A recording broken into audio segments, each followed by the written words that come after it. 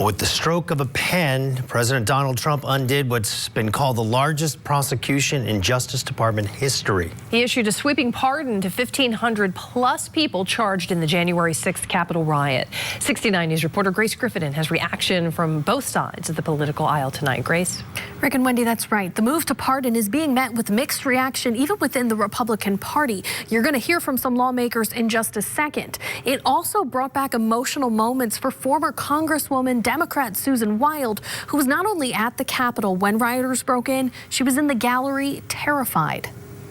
This is January 6th. These are the hostages. With the stroke of a pen, President Donald Trump pardons January 6th rioters. I'm stunned.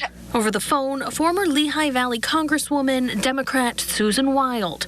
You may remember this photo taken the day Trump supporters stormed the Capitol.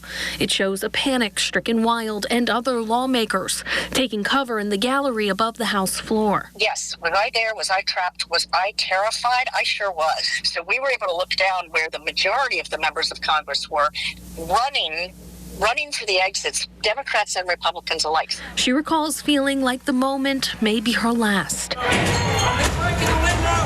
5 people died during or after the attack. Around 140 police officers were injured. 4 officers who were at the Capitol later died by suicide. They were fighting to protect elected members of Congress, staffers. Meantime, the decision to pardon people involved is not being fully supported by all Republicans.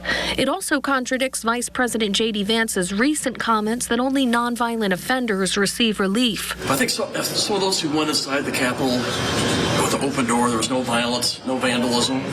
I can see showing mercy to someone in that kind of situation. I think what happened is after President Biden did the preemptive pardon on his family members and on the Gen 6 committee, I think it all changed. And this is President Trump's prerogative. Pardons have gotten a little out of hand the last few days. I don't think there's any question about that. Families of those forgiven for their crimes could be seen waiting outside the D.C. jail for their loved ones' release.